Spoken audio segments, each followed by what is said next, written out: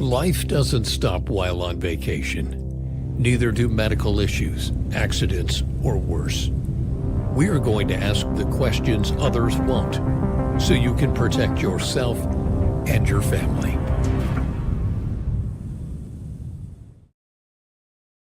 Hi, everyone. I'm John Child, Cruise Addicts. Thank you all for joining us. Today, we're going to talk about something that really people don't talk about with cruise ships. You think about cruising, you think about the buffet, think about how's the food, where's it going, does it have a private island, does it have a drink package, all these wonderful things, but you don't think about cruise ship malpractice. You don't think about, well, what if I have a medical problem? What if something happens while I'm on an excursion? What if I take a relative that might have a prior existing condition and something needs to be looked into while we're on board? Well, we're going to have Tom Scalero here. He's going to be joining us. He's got over 25 years in the legal field, and where he handles high-profile cases, personal injury, but also he's an expert in cruise ship law and maritime law. So we're going to have him join us, and he's going to actually answer these questions when things go wrong. What I'm getting at is the stories I've heard are pretty horrific. The things that happen, it really needs to be brought to the forefront, and we're going to do that today. We're going to answer those questions and ask those questions that we normally don't do. So get Tom in here. Hi, Tom. I'm a little tongue-tied today. Thanks for joining me. Afternoon, John. You know what it is? It's the holiday hangover, right? Yes, thank you. So, it's still in high gear. But so good to have you here. And I was thinking prior to this, I know we've kind of touched on this subject. We've done several of these legal or deep dives into legal subjects that, like we've talked about, people really don't. This isn't really being spoken in the cruise community online in the forums and the groups and really by the public. All these legal issues we've touched on, and cruise ship malpractice is a really big thing. It's like I said, it's been brought up in multiple ways in prior discussions, right? Yeah, and this is, and I'm so glad we're talking about this topic today, because it's one of the ones that people just don't even think about or consider, because they don't really interact with the shipboard medical center or the infirmary unless there's an emergency, right? Yeah. I mean, they interact with the staff, they interact with the the pools and the attractions and the food and everything else and the excursions, and they have some sort of experience with that. They can understand sort of how something bad could happen, how to protect themselves, but you never ever see the infirmary until there's a emergency or an issue. Right. And it's something that people at least need to be aware of, and how they can protect themselves, and God forbid something happens to them. Yeah, and I understand like the laws have changed, I guess, with cruising and everything, and even related to this subject. Yeah, so it's interesting. A number of years ago, if malpractice was committed upon you by the shipboard physicians, and they did something that led to either somebody's death or a grievous medical condition, you were up the creek without a paddle, because the cruise lines had always historically taken the position, no, they're not our doctors. No, yes, they got our gear on and all that, and that's fine, but no, they're independent contractors. Right. And that had been the law of the land for many, many, many, many years. Finally, through some very good advocacy on the part of some lawyers and the 11th Circuit Court in a case called Franza a number of years ago, that was, they corrected that error. They're like, okay, no, you can't just, disclaim liability by claiming that they're independent contractors. These people, work for you.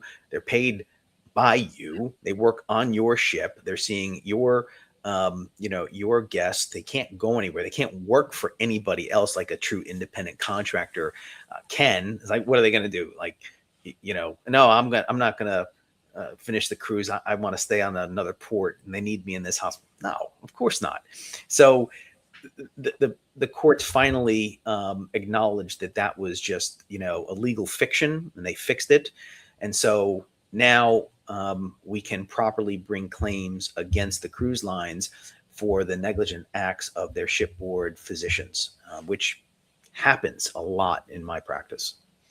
Yeah, and I think that's what surprised me. In But going back a little second, I think the average consumer doesn't realize how subbed out a lot of the different things they interact with as a guest on board on cruising is. So much of it's all subbed out, right? Almost all of it. Yeah. I mean, there's staffing companies that are in business and exist just to try and staff the cruise lines, right? That's their only clientele.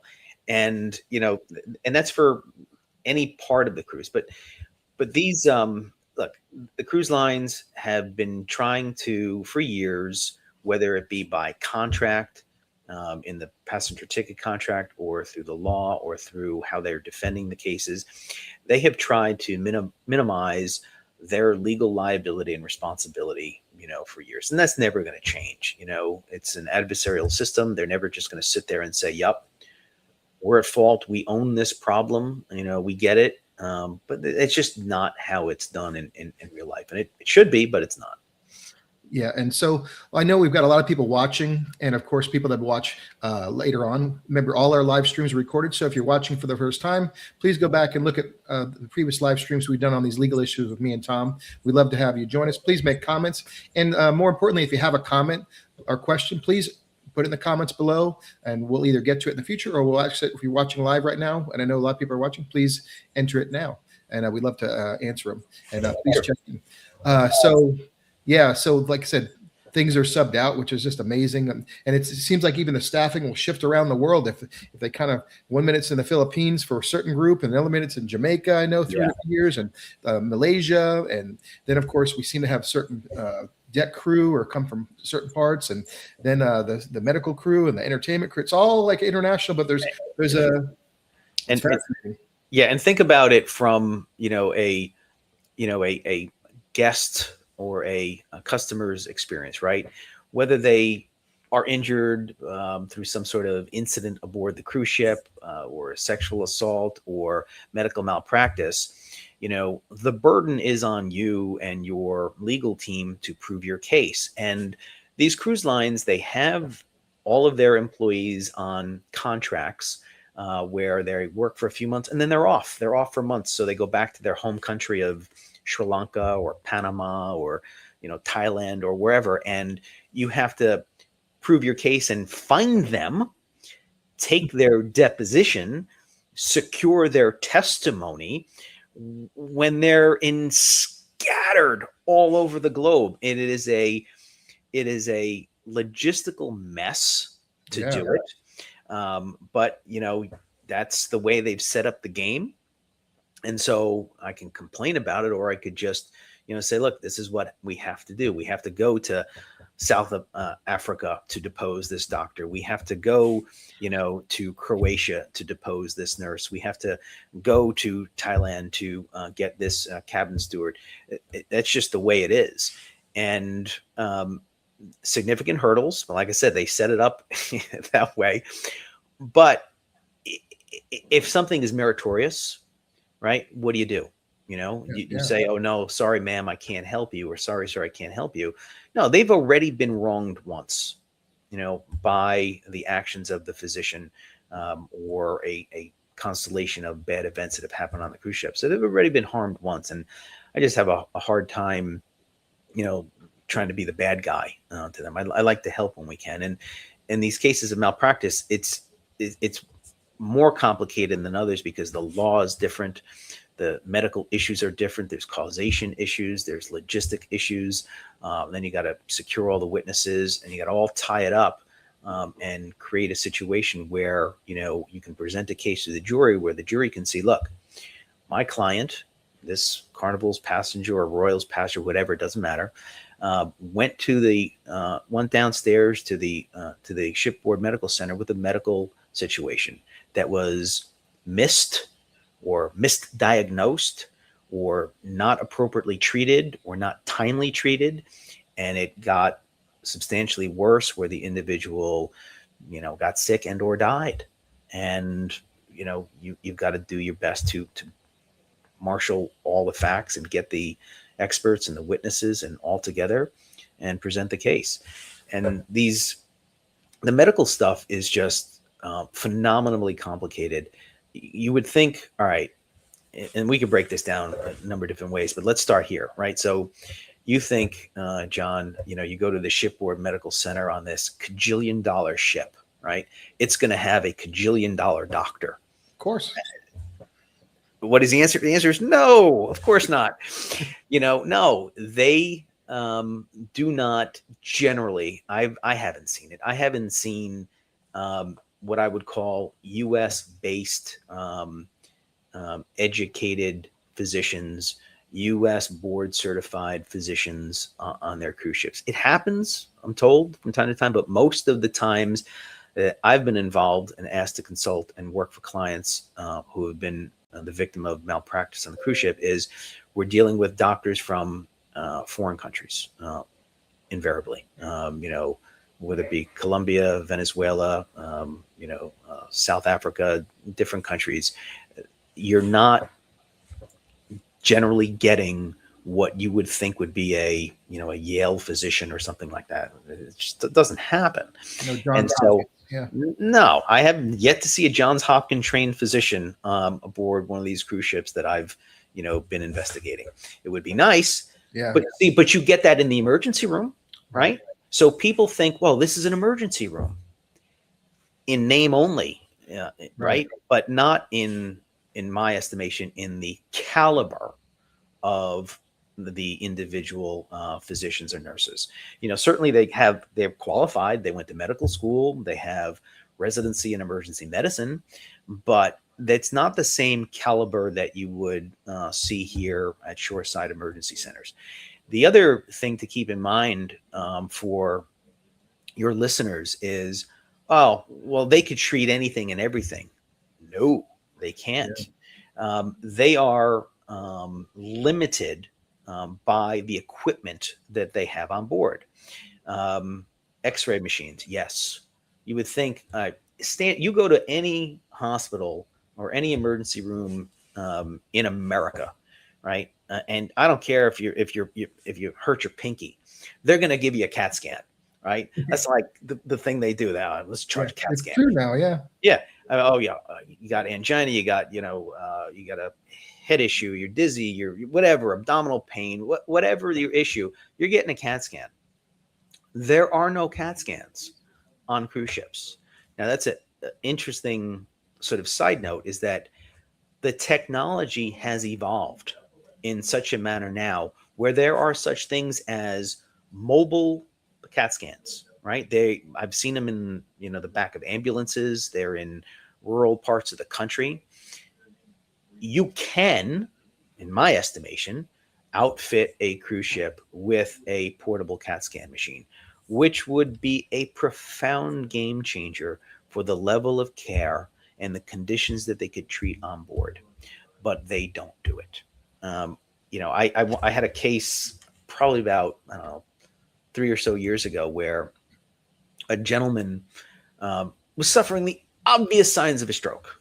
It was like obvious. He had the slurred speech, the drooping mouth. He had the weakness on one side of his body. And classic.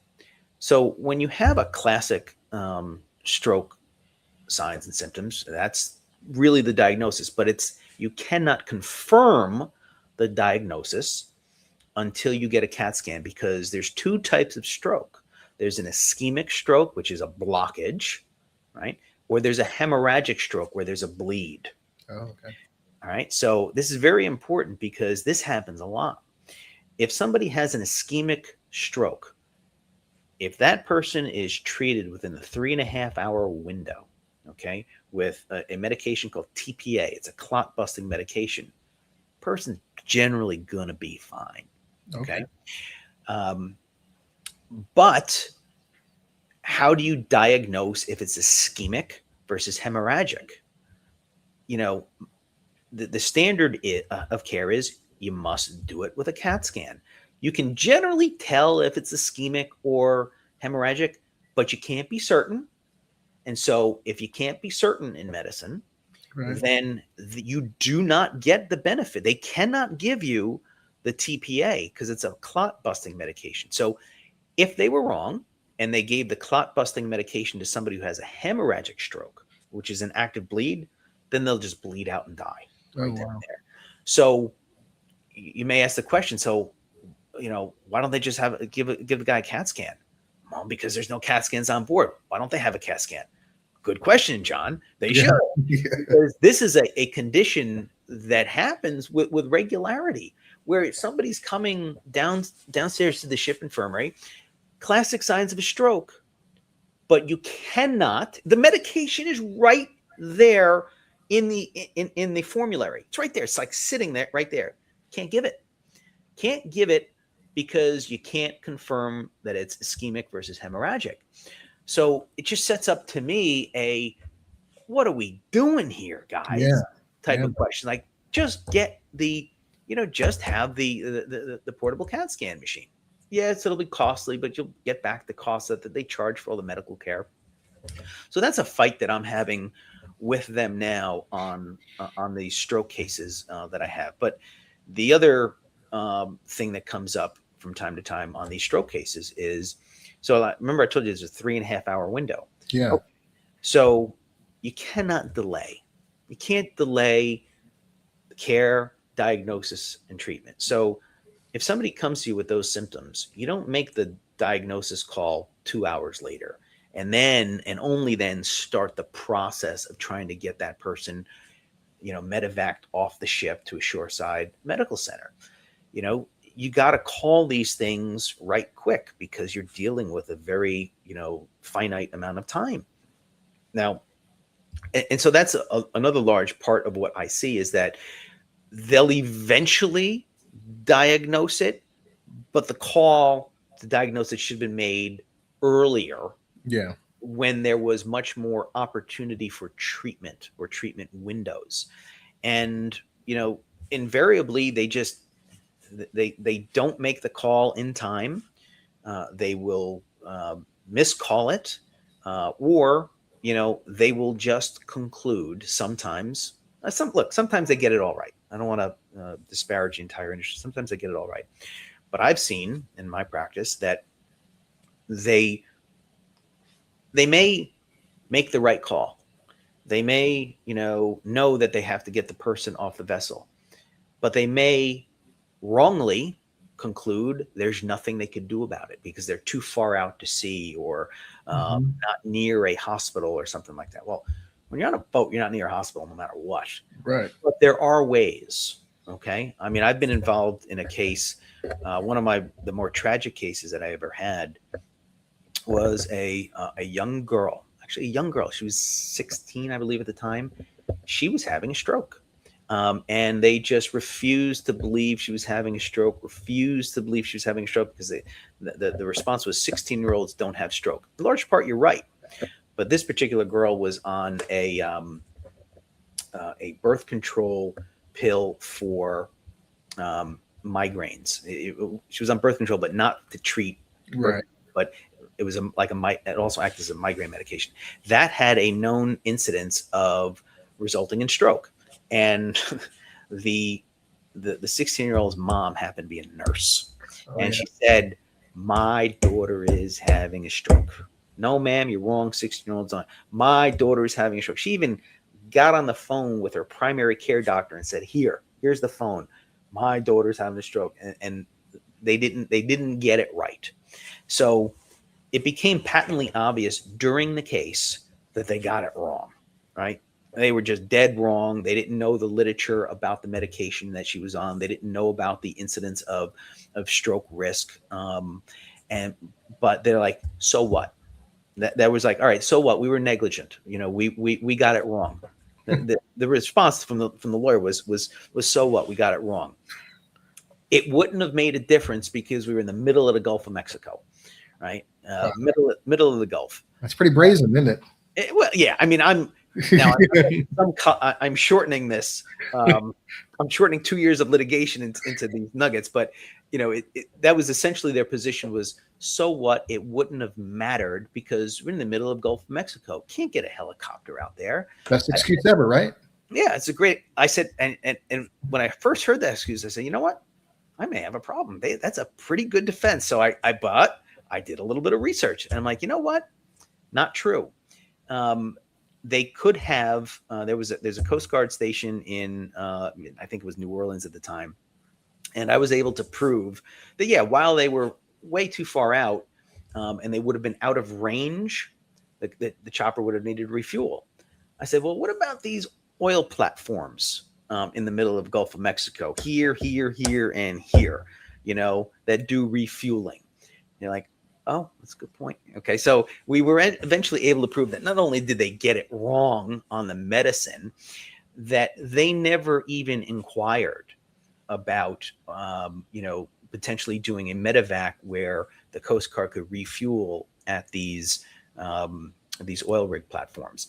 And, they never even had a policy or procedure that, as best we could tell, to factor those things in. So I'm hopeful that our case that we had a number of years ago have now put that on their radar so that they can now put that in their bag of available tools.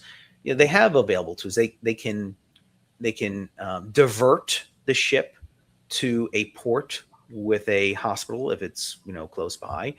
They could meet up with a faster speedboat.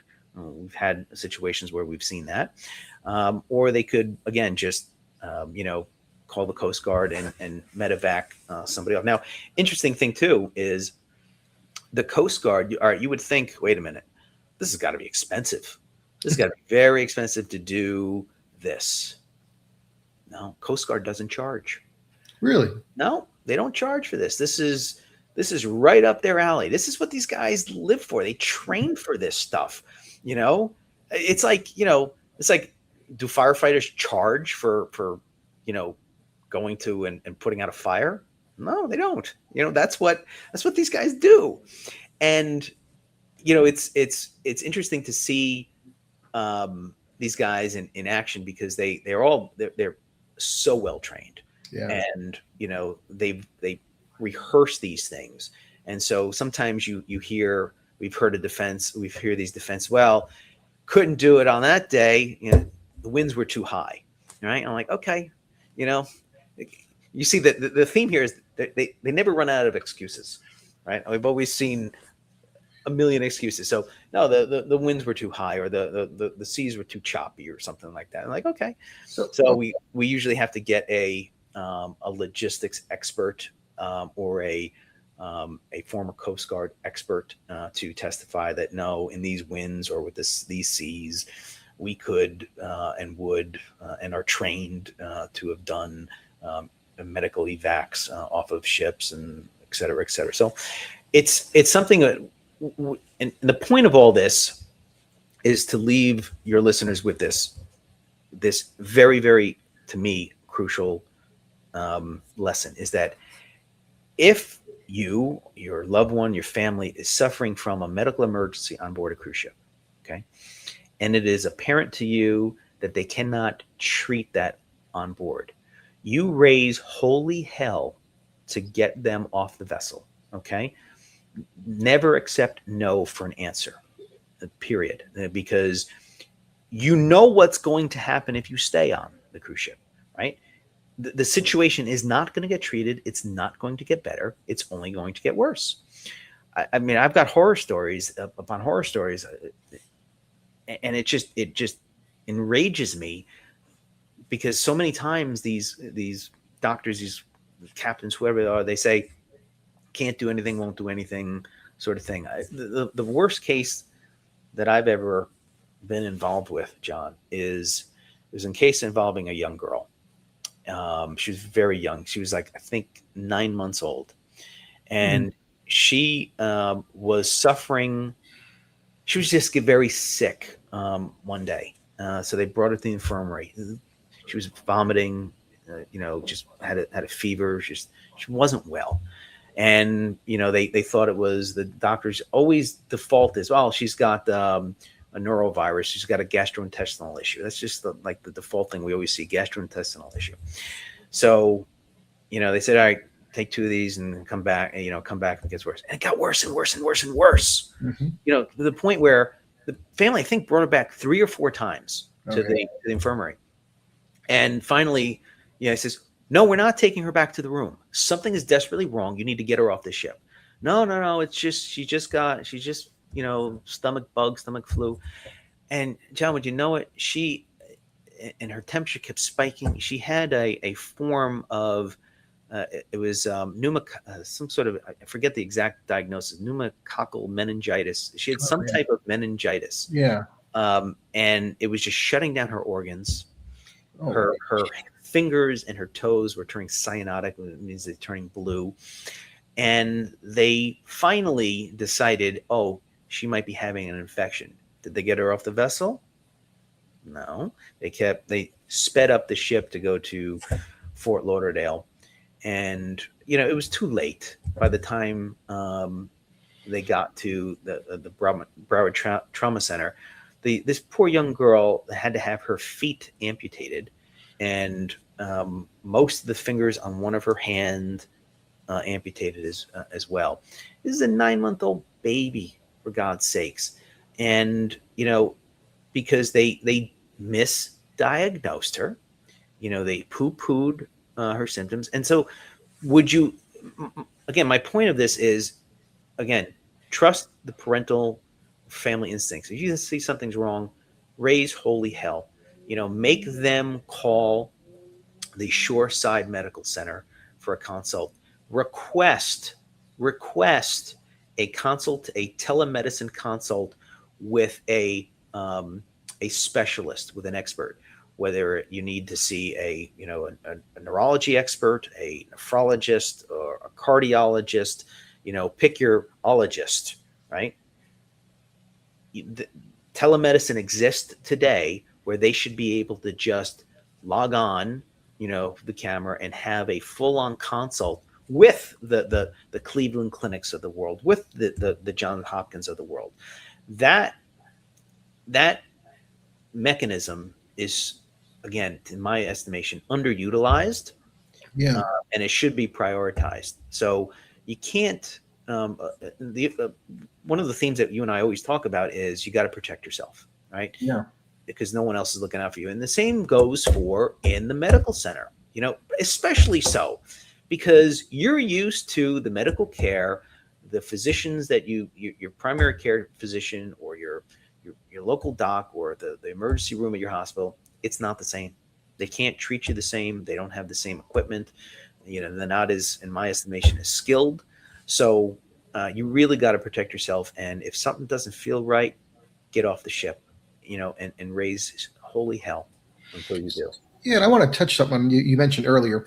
You said that the captain decided that the waves were too high or something wasn't right, so that he never actually called the Coast Guard to see if they actually would come out. Correct. Yeah, and that's one of the things that we'll have an issue with is at least make the call to the Coast Guard. Yes. Right. Give the Coast Guard the option of coming out. Now, look, and it's happened. If the Coast Guard says we can't come out, it's the middle of a hurricane or something like that, whatever, there still are, things that can be done. You can speed up the vessel. You can divert it, which is an important one. Divert the vessel. Forget the itinerary that you were going to. Forget the private island that you were, going to. Get to a port with a hospital, with a trauma center, or near an airstrip that the individual can be taken to. And look, there's a little inconvenience for some people on board the ship, but you've got to understand, and these companies need to understand too, is you're catering to thousands of people. These things are going to happen, especially, we know the demographic and the age of a lot of its customer base. I mean, yeah, it's a numbers game. It's going to happen. It has happened, So get yourself adequately prepared, and again, this is a problem that I have is the minimum standards are just that. They're minimums. Just because the industry has minimum standards of what should be equipped and in the medical center and what, machines should be there, doesn't mean that that's, the right thing to do. Minimums are minimums. Okay. You don't go on one of these vacations expecting to get minimal pleasure or minimal fun or minimal treatment or minimal this. No. You're paying good money, and they should be staffed in such a way and equipped in such a way to meet the foreseeable medical emergencies that show up, on a somewhat regular basis. Yeah, because it's not a question of if it's going to happen; it's when it's going to happen, right? 100%. And anybody that's cruised a lot, I'm sure your audience is, probably got a lot of people that cruise multiple times a year. Yeah. They've probably seen, or experienced a ship diversion or something like that. They may have experienced a medevac, but it needs to happen with more regularity, and everything will be better. But anyway, I digress. Yeah. Now, to their, I have noticed the ships are diverting more lately, which is good. Maybe they're getting tired of me, which is They must be watching our live streams here. but yeah, these big, because now, instead of having 700 people, which was the beginning of cruising, where 700 passengers, now you're having, thousands of passengers. Yeah. What's the max capacity now for some of these ships? Like 5,000? Like 8,000. Wow. 6,000, maybe 8,000 with crew. Just run the numbers on that, right? Yeah. It's going to happen. Yeah, it's huge. I mean, I think we even talked about in our first live stream that these are small cities. They This are. is a small American city. You don't realize how large that number is. It's incredible. And, the trend, right? The trend is bigger. The trend is not, we're now going to go with smaller cruise ships with smaller amenities and small. No, it's always the arrow only points in one direction with these cruise ships. It's bigger, but the one thing that hasn't been made bigger has been the investment into the shipboard medical center. Yeah. And it would be nice if they would put as much care and thought into that as they do the attractions and the water slides and the this or the that. That's what surprised me. I know we had a previous discussion about that. Your assumption, of course, we know that gets us, but your assumption would be that, the ships have gone from 90,000 gross tons to 230,000 gross tons and so on and so forth, that you would think as that scale and all those passengers numbers have grown, that the infirmaries would get larger and more importantly, more technologically advanced, because in the early day of cruising, you'd actually see videos. I remember the cruise lines actually promoting telemedicine and all the how high tech, for example, and how you should be. They would actually get right to your point. They would actually say to comfort the passenger, saying, "You know what? We're at sea. We understand that, but you know what? We're connected to the whole world, to the Cleveland Clinic, where we have telemedicine, and we can literally have the best of the best around the world come right to us to treat you properly." But at the end of the day, John, right? It goes back to what I said at the beginning: is that who is making the decisions, right? It's right. Physicians, but which physicians? Are these physicians from Hopkins or Yale or Tulane or no? And that's so much of the issue is that you've got physicians who are, again, in my estimation, not as credentialed as physicians that staff our emergency rooms here. And I say to myself often, like, wow, what if this would have been a John Hopkins emergency room physician with all of this residency and fellowship and everything like that? Is why not? But we don't see it. And I think we don't see it for a reason. Everything comes down to dollars and cents, and how much one of those physicians cost versus what they can get from Columbia. I mean, another case that I had, just so stupid, involved a physician from Columbia. And the nurse on board injected a crew member with a medication, a very caustic type of medication. It was supposed to be administered into the buttocks and slow, like they call it a slow push, where you're pushing the hypodermic down very slow over the course of like a minute. It should have been like a minute push. Yeah. But this this nurse from the Philippines, he was from the Philippines, I believe. Yep. Now got a arterial vein and just put it in, and it completely overwhelmed the normal pressure gradient in the artery. I'm sorry, in the vein, and just distributed the medication in such a massive fashion to the arm and the hand and the fingers. And the patient immediately described a intense burning, like it was on fire. So much so, he passed out from the pain. Okay. Oh, gosh. The nurse said, oh, he was sleeping, as opposed, he went to sleep. He just, he went to sleep. That's how they characterized it. And so, I mean, the guy wakes up 2 hours later, again, in biting pain, nobody's listening to him. Then they finally get the doctor from Columbia, and not Columbia Medical School, mind you, from the country of Colombia, come and, evaluate the patient.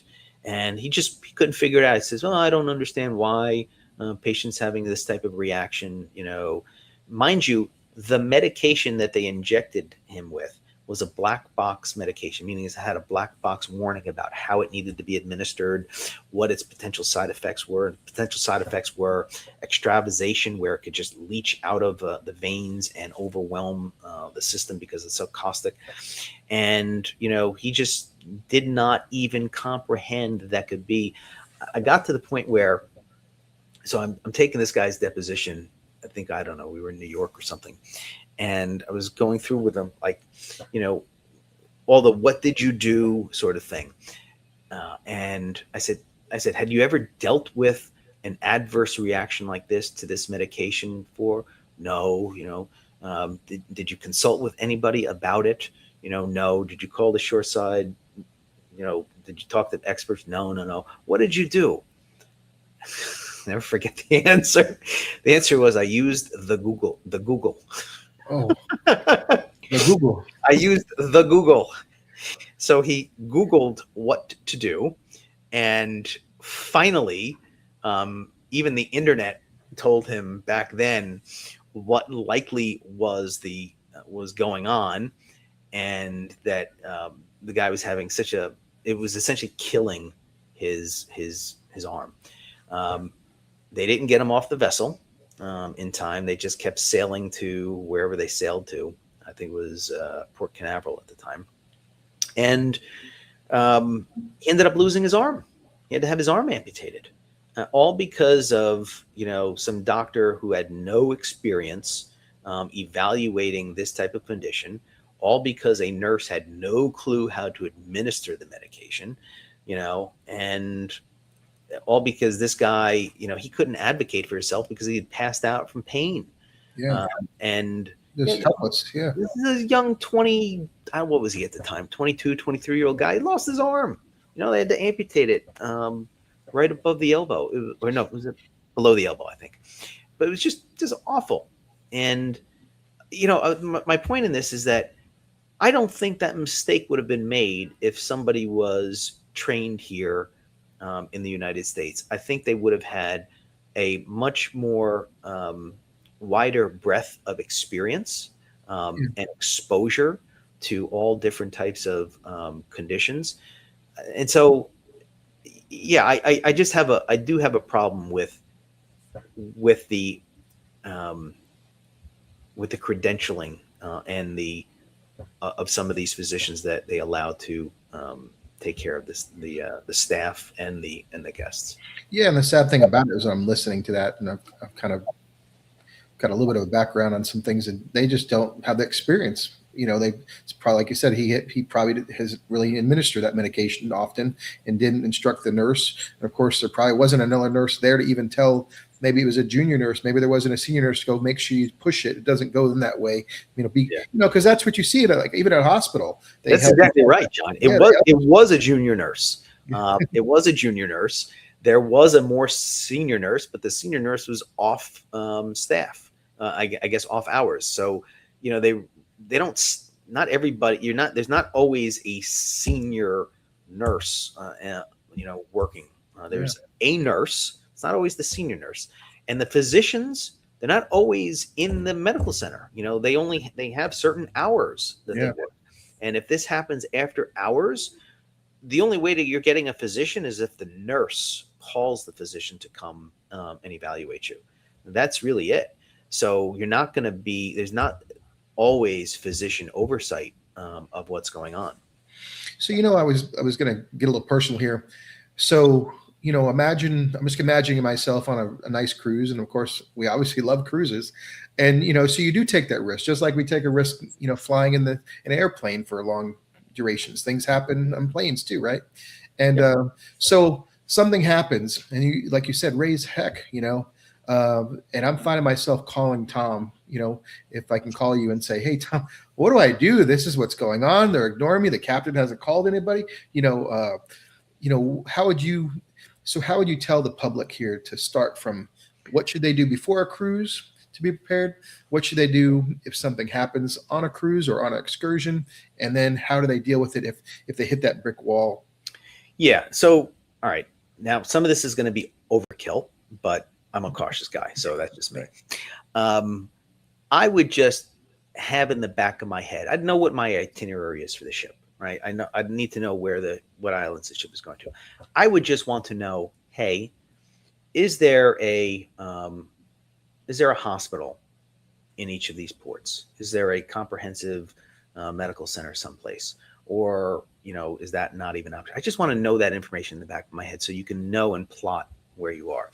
That's the first thing. Second thing is, I would make sure, again, we talked about is that I have the travel insurance, that I've got the full gamut of travel insurance, that in case in case they need to send you to some far off port where the Coast Guard can't come get you, if you do have the medical insurance, part of that is a medevac flight home. Okay, so you can get a package that, if and this doesn't cost much money. It's really peanuts, but you can get a package where, God forbid, you're in the Bahamas or you're somewhere else and you need to jet back to the U.S. There's air ambulances, private air ambulances that do that at the drop of a dime, and they don't need to refuel like helicopters do. So, if you're in some port in, I don't know, in Ecuador or wherever, they get you. They get you right quick too. Yeah, so I would definitely have the travel insurance component of this. The third thing I would do is, these days, and much more so these days, is people have the ability to have essentially their own private doctor in their pocket with their phone, with AI. Yeah. And nothing against some of these doctors, but sometimes the AI is smarter than some of these doctors. And you talk to the AI, you tell it, hey, I'm on board a cruise ship. I'm with my husband, John. John has got these symptoms. John is 48 years old. He blah, blah, blah, blah, blah. What are the potential diagnoses here and what should I do? And oh my God, you get some pretty accurate information and answers. Yes. It's an invaluable tool now, I think. Everybody should become familiar with AI. So that you're armed with information now of where hospitals are. You're armed with a backup plan for medevac. You're armed with the ability to question the doctor or at least get some, information of your own of what these potential things can be. Then fourth, again, that's probably the most important, is you just don't take no for an answer. Period. You just, again, raise holy hell. It doesn't matter. You demand to speak to the captain. You demand to speak to their shoreside medical operations director. So it's different, right? It's not the doctor on board the cruise ship. You say, yeah, you want to talk to the doctor or the person in charge of the cruise ship, the captain, or whatever, but you want to speak to the shoreside medical center director, the shoreside medical director, okay, and let them know. And if all else fails, I don't have a fifth one, which would be like, somehow divert the ship yourself. But no, you get where I'm saying is you got to do those things. And if If they don't, God forbid they get it wrong, well, then you call me. Yeah, I mean, I was just thinking that actually just came to me just in the conversation. Just if because here's what I'm thinking. I mean, I just know about the reality of the world. People just can block you out, and I know all these companies are all really, I think they try their best. They do. But overall though, there's always that situation. It could be in any transaction or business where someone just goes, I don't see you, I'm blocking you out. The doctor's going to go back to his office, the nurse is going to just keep you there, and it is what it is, right? Yeah. And you hit that wall, and I don't do too well with that. Can they call you up and have a consultation with you and say, hey, this is what's going on, we're at such and such on 100%. It's actually happened to me in the past where somebody's actually called me from a cruise ship. Yeah. I don't mind, like I said, my number gets through to me, or shoot me an email. Email is probably faster than the phone. I'll see something very, very quickly, because I'm one of those guys that checks my phone like every other minute. Can't help myself. Clients need me, I gotta be available. But no, I'm happy to speak to anybody about anything. Yeah, so obviously we put Tom's information, Tom Scalero, 305-424-2300, and email at tom@usinjury.law, and of course at cruiseinjurylaw.law. Yeah, make sure I got that right. And we've also got this fancy QR code there where you can just put your phone there and take you right to their wonderful website, and you can learn about more of Tom's background, over 25 years in personal injury and maritime law. And we've talked about this over and over again. I've got a little bit of time left. That you just can't go to, if you have an issue on a cruise trip or journey, you just can't go to any old attorney and speak to them if you have an issue during shore excursions and whatnot. That the case law is so specific that you have to have an expert, just like a specialist, a medical specialist. You're a specialist for maritime and cruise law. Exactly. Yeah. I mean, look, if you have a heart condition, you don't go to see a podiatrist, right? I mean, they're both doctors, right? But I don't think I would want to go to the podiatrist to treat my ticker, right? And same thing with the law is, I wouldn't want to go to a criminal lawyer or a contract lawyer or real estate lawyer or whatever, unless, I had one of those issues. If I have a maritime issue or a personal injury issue or, a cruise ship malpractice issue, I would go to somebody that knows what the heck they're doing. And there's not just me, there's a handful of us around who know what they're doing, especially in, this is even more so an issue with regard to maritime and cruise lines, is that everybody's from someplace else. Very few people that are taking a cruise are from Florida. I mean, there's some obviously, right, but people are generally from somewhere else, and they go back home invariably, and they'll consult with a lawyer in their hometown invariably. The issue though is the case cannot be brought. If you're from Delaware, you can't file your case in Delaware. If you're from Iowa, you can't file it in Iowa. You're not allowed to, okay? All cases against the cruise line are very specific. They will all have a clause buried in the fine print of their passenger ticket contract, which says where you must file your lawsuit and when you must file your lawsuit by. The vast majority of them require that the lawsuits be filed here in the Southern District of Florida, where I'm located. And they all require them to be filed within 1 year of the incident. You have to tell them you're going to bring a claim within the 6-month period, but then you must get your actual lawsuit filed within 1 year. And I can't tell you how many phone calls I've taken from lawyers from, Pennsylvania or Arizona, where, hey, I got a client is hurt on a cruise ship. I've tried to work it out with the cruise lines, and we're going nowhere.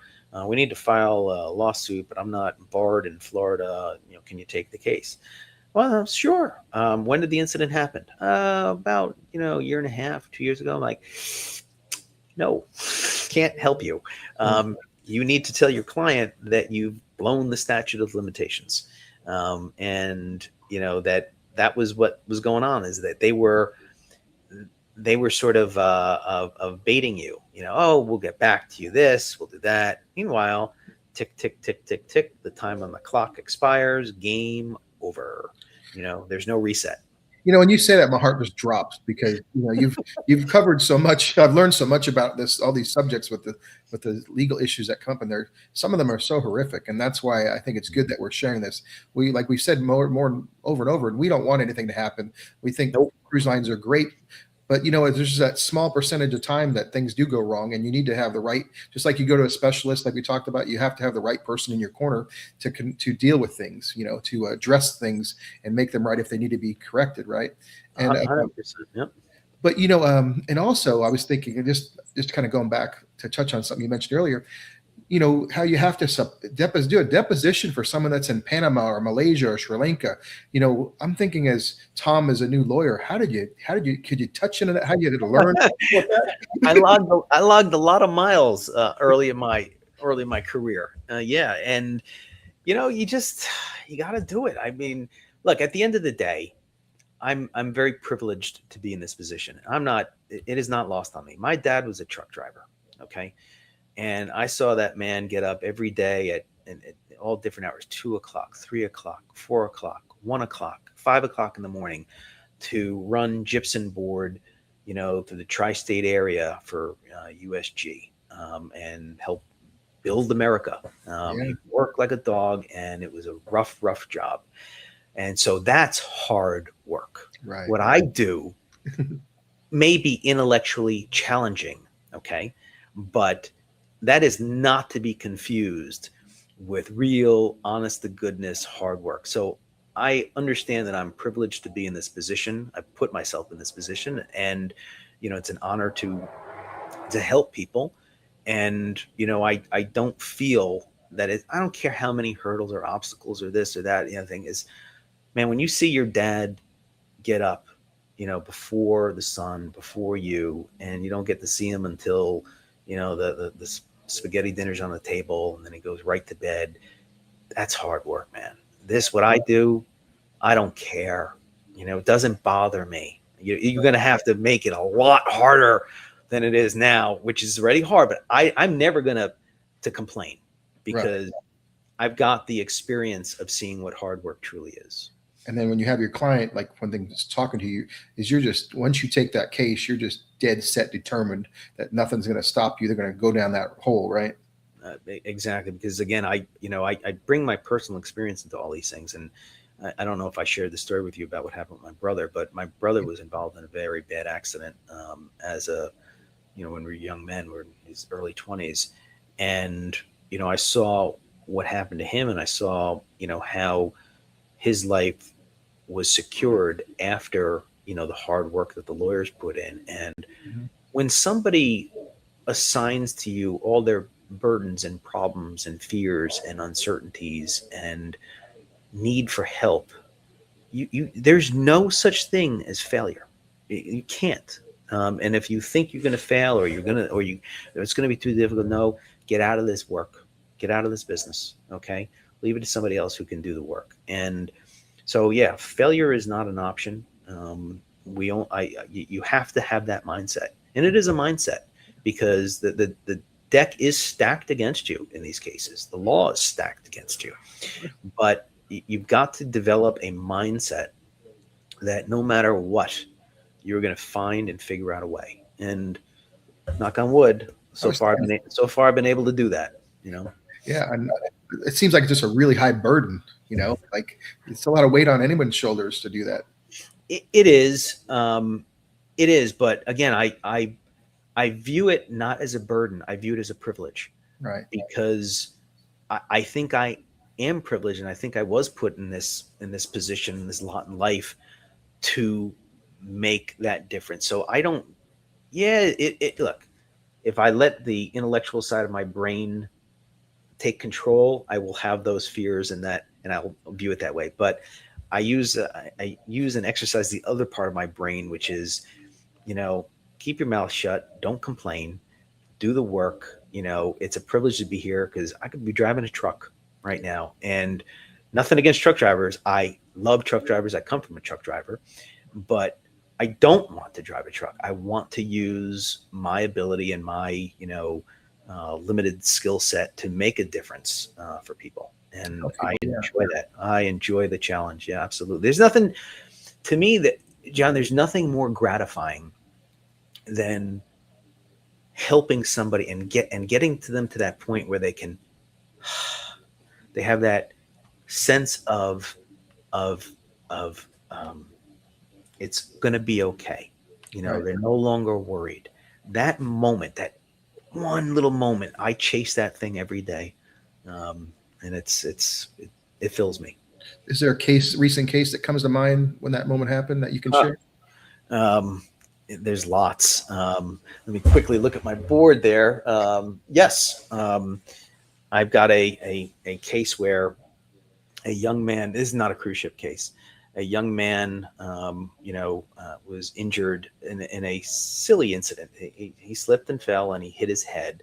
Um, and, his trajectory was one way in life, education, everything. It was going one way. But now, after a severe head injury, he does not have the same trajectory at all. Um, but I was able to secure a financial result for him that is now going to take care of him for the rest of his life. And that gives me an immense amount of satisfaction, is that I took care of that kid, like it was me, it was what I did, but it was my father. It was the lessons that he gave me. It was the hard work he instilled in me. It was the example he gave me. And I get to now, yeah, that's what it was all for. That's what it was all worth, is because one by one by one by one by one client, I'm making a difference. And like I said, it fills me up. And that's just one. I can turn my head and find another one for you, but you get the idea. So I'm listening to you say that. How could you put that feeling into words? Like a word, is it like winning the Super Bowl? I mean, like for I will. Okay. So I'm a hyper competitive person. I played sports my whole life, and I'm only 5'7", so I was never going pro in anything. And as great as a moment as sports was for me, and winning championships and doing well on the field and everything like that, the feeling that you get from helping somebody else, in sports, it's an individual achievement. Right. Okay. That is something that you won. Right. This is not me. This Right. is, I helped somebody else. And I never understood the saying, or what people would say, service to others is the best thing that you can do. And it's like, oh my God, is it so true? The purpose, when it is for the benefit of somebody else.